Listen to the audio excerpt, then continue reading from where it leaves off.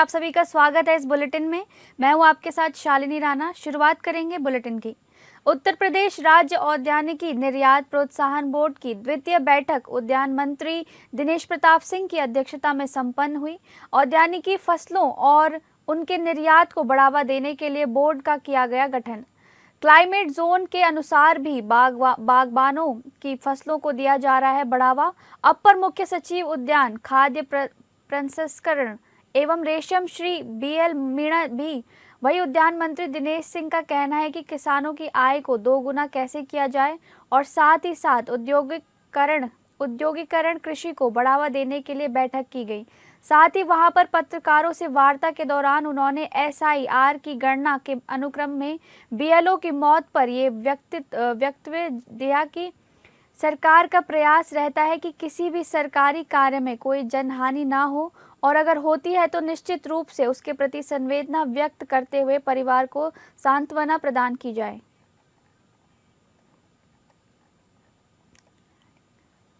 साथ ही हम कम क्षेत्रफल में अधिक मूल्य की उपज अगर लेना चाहें तो मुझे मसालों की खेती, फूलों की खेती, सब्जियों की खेती करना आवश्यक होगा। औषधीय फसलें हमको करनी चाहिए। इस उद्देश्य से आज एक मसाले का कॉन्फ्रेंस थी जिसमें बहुत सारे ऐसे लोग आए थे जो मसालों के प्रसंस्करण की इकाइयों की स्थापना का उनका उद्देश्य भी था। हमने अपने उत्तर प्रदेश के यशस्वी मुख्यमंत्री जी की ओर से उन्हें आश्वासन दिया कि आप अधिक से अधिक मसालों के प्रसंस्करण की इकाइयां हमारे राज्य में स्थापित करें। राज्य सरकार आपको हर तरह की सुविधा, सहयोग हर तरह से आपको देगी। समाजवादी पार्टी महानगर इकाई ने SIR फॉर्म भरने में हो रही त्रुटियों और अव्यवस्थाओं का आरोप लगाते हुए प्रशासन के खिलाफ मोर्चा खोल दिया है। पूर्व मंत्री तेज नारायण पांडे पवन और महानगर अध्यक्ष श्याम कृष्ण श्रीवास्तव के नेतृत्व में एक प्रतिनिधि मंडल ने अयोध्या के रेजिडेंट मजिस्ट्रेट अरविंद कुमार को मुख्य निर्वाचन अधिकारी लखनऊ के नाम संबोधित कर 7 सूत्रीय ज्ञापन सौंपे। पार्टी के प्रतिनिधियों ने आरोप लगाया कि चुनाव आयोग के स्पष्ट निर्देशों के बाद भी अधिकांश BLO घर घर नहीं जा रहे हैं। कई BLO ने तो फॉर्म भरने में प्रशिक्षित हैं और ना ही मतदाताओं को सही जानकारी दे पा रहे हैं। ज्ञापन में ये भी उल्लेख किया गया कि बड़ी संख्या में मतदाताओं के नाम 2003 की सूची में उपलब्ध ही नहीं है, जबकि उनसे पहले की सूची में उनके नाम दर्ज है। पूर्व मंत्री तेज नारायण पांडे ने कहा कि प्रशासन जानबूझकर नियमों का पालन नहीं कर रहा है और कई जगह फॉर्म में आवश्यक कॉलम तक नहीं भरवाए जा रहे हैं, जिससे आगामी चुनाव में मतदाता सूची में भारी गड़बड़ी की आशंका है। उन्होंने मतदाताओं से अपील की कि फॉर्म जमा करते समय रसीद अवश्य प्राप्त करें। लगातार अयोध्या में SIR के जो फार्म है उसमें गड़बड़ियां हो रही हैं। जिस तरह से निर्वाचन आयोग का नियम है कि फार्म घर घर पहुंचना चाहिए, नहीं पहुंच पा रहा है। 2003 की सूची के आधार पर जो फार्म भरे जाने हैं, 2003 की सूची में भारी मात्रा में कमियां हैं, खामियां हैं, जिस आधार पर फार्म पूरा नहीं भरा जा सकता। अनियमितताएं बहुत हैं। कई BLO ऐसे हैं जो अपना पूरा फार्म भाजपा के नेताओं के यहाँ दे आ रहे हैं। घर घर फार्म नहीं पहुंच पा रहा है। अधिकारियों का रवैया भी पूरा दुर्भाग्यपूर्ण है। कन्नौज के छिबरामऊ में चुनाव ड्यूटी में लगे लेखपाल ने सुसाइड कर लिया है। इससे नाराज समस्त लेखपालों ने जिला अध्यक्ष की अगुवाई में धरना प्रदर्शन शुरू कर दिया। लेखपालों की मांग है कि फतेहपुर जनपद में अधिकारियों के बदलते व्यवहार एवं संवेदनहीनता व संवादहीनता के परिभाषा स्वरूप जनपद फतेहपुर में सुधीर कुमार लेखपाल की हृदय विदारक दुखद निधन के संबंध में SDM को ज्ञापन मुख्यमंत्री के लिए दिया गया।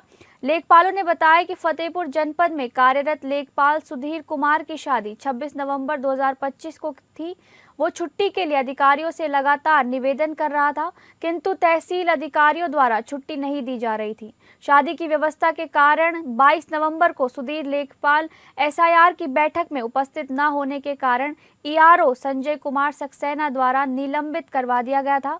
उन्हें लगातार परेशान किया जा रहा था। उसके बाद उन्होंने सुसाइड कर लिया और उनकी मौत हो गई। शासन प्रशासन द्वारा उनको न्याय नहीं दिया जा रहा है और न ही मुकदमा लिखा जा रहा है। इसको लेकर कन्नौज जनपद के छिबरामऊ तहसील में समस्त लेखपालों ने जिला अध्यक्ष के अगुवाई में धरना प्रदर्शन कर एसडीएम छिबरामऊ को ज्ञापन सौंपा। ऐसे में सवाल उठाना लाजमी है कि क्या खूनी होता जा रहा है एसआईआर के चक्कर में और कितने लोगों को अपनी जान गंवानी पड़ेगी। चुनाव आयोग के निर्देश के क्रम में एसआईआर का काम चल रहा है पूरे देश में, उसमें उत्तर प्रदेश में भी चल रहा है, जिसमें हमारे लेखपाल सुपरवाइजर के कार्य के लिए लगाए गए हैं। इसमें हमारे फतेहपुर में एक लेखपाल साथी इनकी तहसील में तैनात थे सुधीर कुमार, उनको भी एसआईआर के काम के लिए सुपरवाइजर में लगाया गया था, जिसमें उनकी 26 तारीख को शादी थी और 24 तारीख तक उनकी छुट्टी अप्रूव नहीं करी गई उच्च अधिकारियों द्वारा और उनको मानसिक रूप से प्रताड़ित किया गया। इससे दुखी होकर उनके द्वारा आत्महत्या कर ली गई, जिसमें संपूर्ण रूप से वहाँ का स्थानीय प्रशासन, उप जिलाधिकारी महोदय, तहसीलदार महोदय दोषी हैं। जिसमें जो एफआईआर की गई है वो उसमें उच्च अधिकारियों को बचाया गया है। यही हम लोगों की मांग है कि जो दोषी हैं उच्च अधिकारी, उनका भी नाम एफआईआर में शामिल किया जाए, इसलिए हम लोग बैठे हैं। फारुखाबाद में आईएएस संतोष वर्मा के विवादित बयान के विरोध में गुरुवार को ब्राह्मण मंच और अखिल भारत हिंदू महासभा ने प्रदर्शन किया। बड़पुर क्षेत्र के लाल गेट फव्वारे पर आईएएस संतोष वर्मा का पुतला फूंका गया। इस दौरान संगठन के प्रदेश युवा अध्यक्ष विमलेश मिश्रा और कई कार्यकर्ता मौजूद रहे। आईएएस संतोष वर्मा ने ब्राह्मण समाज की एक बेटी को लेकर आपत्तिजनक टिप्पणी की थी। इस बयान के बाद ब्राह्मण समाज में गहरा रोष व्याप्त हो गया, जिसके चलते ये विरोध प्रदर्शन आयोजित किया गया था।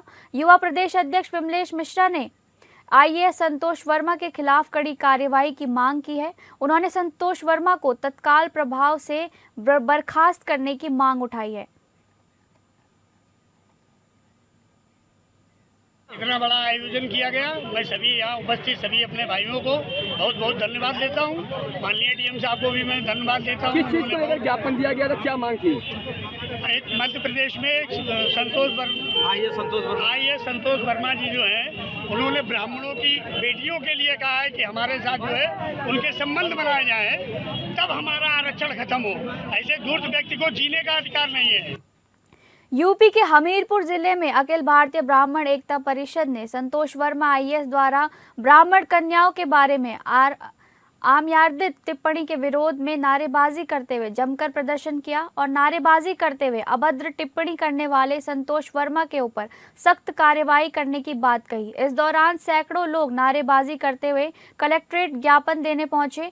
अखिल भारतीय ब्राह्मण एकता परिषद ने कहा कि उच्च पद पर होने के बाद भी ब्राह्मण बेटियों के खिलाफ अभद्र टिप्पणी की है, जिसकी वजह से ब्राह्मण समाज आहत हुआ है। हम लोग मान, सम्मान और स्वाभिमान के लिए रोड पर निकले हैं। ब्राह्मणों के सम्मान को तार तार किया गया है।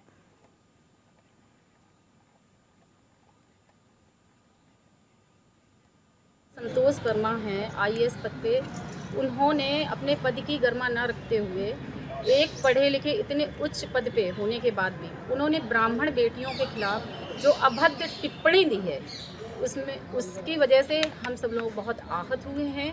जो बच्चियां हमारे देश का भविष्य हैं वो भी बहुत आहत हुई हैं। तो उसके लिए उन पे जो भी कार्रवाई सरकार को लगे कि हाँ उन्होंने गलत किया है, तो क्योंकि हम लोग मान, सम्मान और स्वाभिमान के लिए ही रोड पे निकले हुए, क्योंकि कहीं ना कहीं हमारा वर्चस्व खतरे में है। इस वजह से हम लोगों को ये है कि कैसे भी करके हम लोग अपना सम्मान बना के रखें। उस सम्मान को कहीं ना कहीं उन्होंने तार तार किया है। तो उस वजह से मेरा अनुरोध है कि इन पे कड़ी से कड़ी कार्रवाई की जाए और इनको निरस्त और मैनपुरी जनपद के प्रतिष्ठित सुदित ग्लोबल एकेडमी में कुछ दिन पहले हुई वंश कश्यप की रहस्यमय मौत के मामले में आज शहर के मुख्य मार्गों पर कैंडल मार्च निकाला गया। न्याय की मांग कर रहे पीड़ित परिजनों का रो रो कर बुरा हाल है। कक्षा 6 के छात्र वंश कश्यप की मृत्यु विद्यालय परिसर में हुई थी। इसके बाद परिजनों ने विद्यालय के प्रबंधक और अध्यापकों पर हत्या का आरोप लगाते हुए पुलिस में मुकदमा दर्ज कराया था। हालांकि परिजनों का कहना है कि अब तक कोई ठोस कार्यवाही नहीं की गई है। वंश कश्यप के पिता केशव कश्यप ने मीडिया से बात करते हुए बताया कि उनके बच्चे की मौत विद्यालय परिसर में हुई, लेकिन उन्हें सीसीटीवी फुटेज तक नहीं दिखाया गया। आज पूरे कश्यप समाज ने एकजुट होकर पीड़ित परिवार के समर्थन में शहर के मुख्य मार्गों पर शांतिपूर्ण कैंडल मार्च निकाला और वंश कश्यप को न्याय दिलाने की मांग की।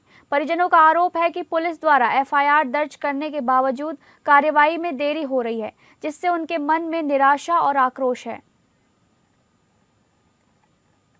हम ये चाहते हैं जो क्लास टीचर ने हमारे बच्चे को टॉर्चर किया उनको सजा दे, और जो एमडी सर हैं उन्होंने हम लोगों को फोन करके बोला कि आपका बच्चा मतलब चोट लग गई है, ये नहीं बोला कि छत से गिर गया है।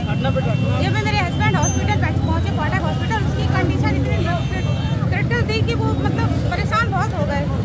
मतलब उन्होंने कोई क्लियर बात नहीं बताई, और सहबाई हॉस्पिटल लगे तो उन्होंने हॉस्पिटल वालों ने बोला कि आपके बच्चे के सिर पर गंभीर चोट है, मतलब खून का थक्का जम गया है, और कुछ नहीं बताया। उसके अलावा उन्होंने पूछा भी बच्चे के शरीर में मतलब इतनी ऊंचाई से गिरा, कहीं चोट है, मतलब कोई हड्डी वगैरह टूटी, उन्होंने कुछ नहीं बताया था। अब आप लोग क्या चाहते हैं? अब हम बच्चों का इंसाफ चाहते हैं सर। सीसीटीवी फुटेज देखने के बाद भी उन्होंने हमें कोई सीसीटीवी फुटेज ऐसा नहीं दिखाया जिसमें बच्चा हमारा गिरता हुआ हमें दिखे।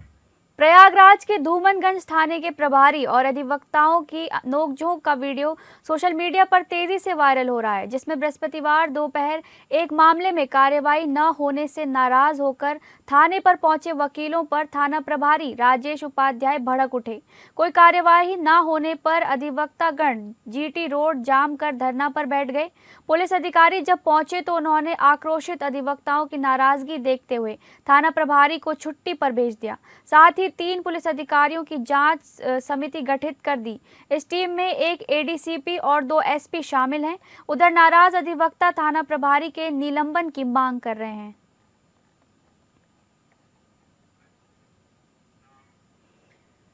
बरेली के थाना प्रेमनगर पुलिस ने 36 साल से फरार चल रहे हत्या के आरोपी प्रदीप कुमार सक्सेना को गिरफ्तार कर बड़ी सफलता हासिल की है। आरोपी की अपनी पहचान छुपाने के लिए अपना नाम बदलकर अब्दुल रहीम बनकर मुरादाबाद में एक परिवार के साथ लंबे समय से रह रहा था। उसने लंबी दाढ़ी बढ़ाकर अपनी शक्ल भी पूरी तरह बदल दी थी। वर्ष 1987 में प्रदीप ने अपने ही भाई की हत्या कर दी थी। गिरफ्तार होने के बाद वह हाईकोर्ट से पेरोल पर बाहर आया था और फिर दोबारा जेल नहीं लौटा। तभी से वह लगातार फरार चल रहा था। थाना प्रेमनगर पुलिस टीम ने उच्च न्यायालय के आदेशों के क्रम में तकनीकी और मुखबिर सूचना के आधार पर आरोपी को दबोच लिया। पुलिस ने आरोपी के खिलाफ आगे की विधिक कार्यवाही शुरू कर दी है। प्रदीप सक्सेना को सजा हुई इस मामले में 1989 में। सजा के उपरांत वह ऑनरेबल हाईकोर्ट गया अपील के लिए, और उसी समय लगभग उसने पेरोल ली। पेरोल जंप करके वो व्यक्ति फरार हो गया, और पिछले 36 साल से यह व्यक्ति फरार था। जब ऑनरेबल हाईकोर्ट ने वो जो उसकी अपील पेंडिंग थी, उस अपील पर एक आदेश किया कि ये जो अपीलेंट है प्रदीप कुमार सक्सेना, इसको अरेस्ट किया जाए, तो ऑनरेबल हाईकोर्ट के उसी आदेश के क्रम में इस व्यक्ति को अरेस्ट किया गया। हरदोई में बारात के दौरान डीजे बंद करने को लेकर हुआ विवाद बेहद खतरनाक साबित हुआ। अतरौली थाना क्षेत्र के शाहपुरा गांव में दूल्हे के बहनोई ने डीजे संचालक के पिता को गोली मार दी, जिससे उसकी मौत हो गई। वारदात के बाद शादी का माहौल मातम में बदल गया और चारों तरफ अफरा तफरी मच गई। बाराती मौके से भाग निकले। शाहपुरा निवासी टीकाराम की पुत्री की शादी लखनऊ के जेहटा निवासी विकास से तय थी। बारात में बरगदी गांव के अमित पुत्र पुत्तीलाल का डीजे लगाया गया था। रात करीब 12 बजे अमित ने अपना डीजे बंद कर दिया। इसी बात पर दूल्हे के बहनोई आकाश गौतम और उसके भाई अखिलेश ने डीजे दोबारा बजाने की मांग की। मना करने पर दोनों ने अमित से मारपीट शुरू कर दी। विवाद बढ़ने पर अमित ने अपने पिता पुत्तीलाल और भाई आशीष को बुला लिया। जब दोनों समझाने पहुंचे तो विवाद और उग्र हो गया। आरोप है कि आकाश ने खुद को लखनऊ में प्रॉपर्टी डीलर और एक संगठन का अध्यक्ष बताते हुए धमकाया। इसी दौरान अखिलेश के उकसाने पर आकाश ने कमरे से असला निकालकर पुत्तीलाल पर फायर कर दिया। गोली लगते ही पुत्तीलाल जमीन पर गिर पड़े। दोनों आरोपी मौके से फरार हो गए। गोली लगने से घायल पुत्तीलाल को CHC ले जाया गया, जहां से लखनऊ रेफर किया गया। लखनऊ ले जाते वक्त रास्ते में ही उनकी मौत हो गई। घटना के बाद शादी के घर में अफरा तफरी मच गई। बाराती वापस लौट गए, जबकि दूल्हा और परिजन थाने पहुंच गए। जयमाल की रस्म पूरी हो चुकी थी, लेकिन घटना के बाद से मंडप सूना पड़ा है और दुल्हन अभी भी फेरे होने का इंतजार कर रही है। सूचना पर SP ने पुलिस की टीमें गठित की गई और जल्द ही उन्हें पकड़ लिया जाएगा। औरैया की गल्ला मंडी में एक मजदूर की मौत हो गई। परिजनों ने मजदूर के शव को मंडी गेट पर रखकर हंगामा किया और गल्ला आड़ती पर पीट कर हत्या करने का आरोप लगाया है। पुलिस ने मौके पर पहुंचकर मामले की जांच शुरू कर दी है। मृतक की पहचान जलालुद्दीन के रूप में हुई है, जो चिरौली गांव के रहने वाले थे। उनके परिजनों का आरोप है कि जलालुद्दीन गल्ला मंडी स्थित राघव गुप्ता की आड़त पर काम करने गए थे। जब वो घर नहीं लौटे तो उनकी तलाश की गई और वो आड़त पर मृत पाए गए। मृतक के पुत्र ने आरोप लगाया है कि दुकान मालिक ने उनके पिता की पीट कर हत्या कर दी और मौके से फरार हो गए। वहीं आड़ती पप्पू ने आरोपों का खंडन किया है। उन्होंने बताया कि जलालुद्दीन पिछले 15 दिनों से उनकी दुकान पर काम कर रहे थे। अचानक उनकी तबीयत बिगड़ गई, जिसके बाद परिजन उन्हें अस्पताल ले गए। डॉक्टरों ने वहां उन्हें मृत घोषित कर दिया। फिलहाल परिजन शव को मंडी गेट पर रखकर आड़ती पप्पू के खिलाफ कार्रवाई की मांग कर रहे हैं। आपके पापा हैं? मेरे पापा हैं। अच्छा। ये क्या करते थे? ये यहाँ पे दुकान पे काम करते थे। किसके यहाँ? ये पप्पू धर्मपुर वाले के यहाँ पे पल्लेदारी करते थे। अच्छा, आड़त में? आड़त है इनकी? हाँ, इनकी आड़त है। तो इनको कोई बीमारी कुछ? इनको कोई बीमारी नहीं थी। ये कोई बीमार कबूल रहते ही नहीं। घर से कब आए थे? घर से ये 2 दिन हो गए। 2 दिन से आए ये। 2 दिन से यहीं हैं? 2 दिन से यहीं तो हैं। आज खाना लेके आए।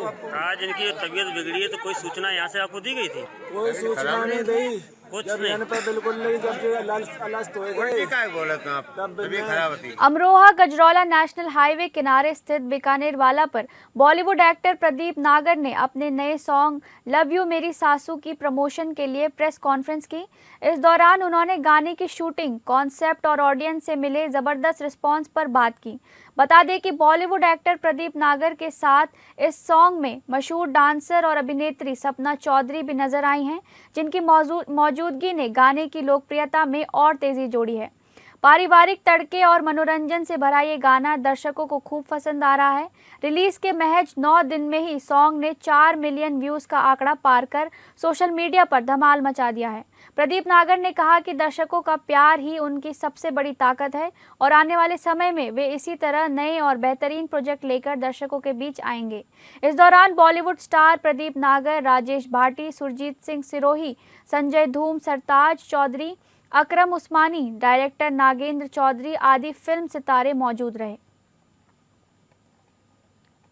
गाना मोहब्बत के बारे में है, पति पत्नी के रिलेशनशिप के बारे में है और मोहब्बत को एक नए तरीके से, नए शब्दों के साथ हमने एक्सप्रेस किया है। तो मैं सभी दर्शकों से अनुरोध करूंगा कि जितना प्यार आपने 9 दिन में 40 लाख लोगों ने देखा है, तो मैं हाथ जोड़ के मेरा मतलब सविनय निवेदन ये है कि आप इसे ज्यादा से ज्यादा लोगों तक फैलाइए, देखिए, सुमन टॉकीज चैनल को सब्सक्राइब करिए और जितना हो सके रिपीट मोड पे देखिए और अपना प्यार बनाए रखिए। आपने गाना कहाँ शूट कराया? ये गाना सर एक धनौरा में मंदिर है, वहां पे शूट किया हमने। गढ़ी मंदिर में, तिगरी घाट पे शूट किया, कुचेश्वर फोर्ट पे शूट किया। पनकी थाना क्षेत्र से एक दिल दहला देने वाला मामला सामने आया है, जहां इंडियन ऑयल डिपो गेट के पास टैंकर ने युवक को रौंद दिया, जिससे युवक की मौके पर ही दर्दनाक मौत हो गई। मृतक युवक शाहपुर गांव का बताया जा रहा है। हादसे के बाद भारी संख्या में गांव के लोग मौके पर इकट्ठा हुए और मृतक के परिजनों ने नाराजगी के कारण बॉडी उठाने से मना कर दिया। सूचना पर पहुंची पनकी पुलिस ने परिजनों को समझाने का प्रयास किया, लेकिन उन्होंने न्याय की मांग की और न्याय मिल जाने तक वहीं रुकने का बवाल किया। ये पूरा मामला कानपुर के पनकी थाना क्षेत्र Shahpur Indian Oil depot gate के पास का बताया जा रहा है।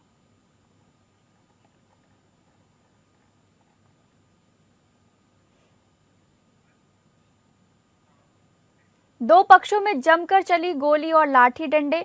मामूली विवाद में जमकर हुआ खूनी संघर्ष। दरअसल गांव में चल रहे प्रोग्राम के दो पक्षों में विवाद शुरू हुआ था, जिसका वीडियो सोशल मीडिया में जमकर वायरल हो रहा है।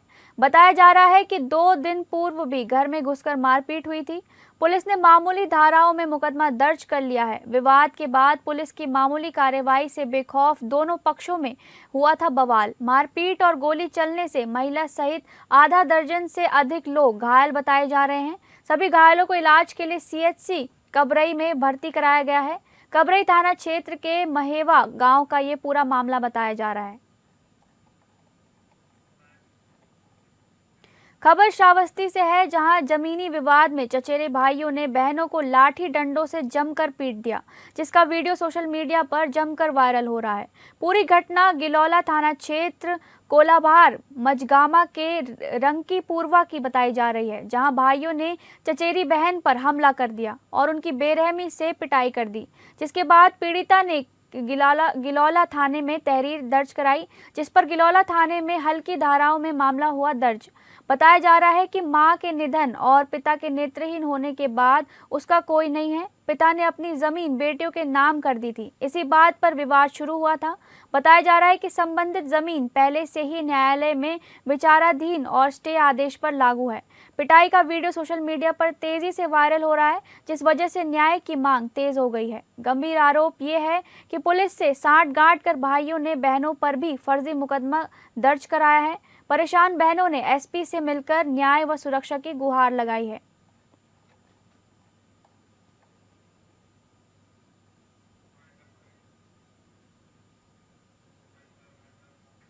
फिलहाल इस बुलेटिन में बस इतना ही। नमस्कार।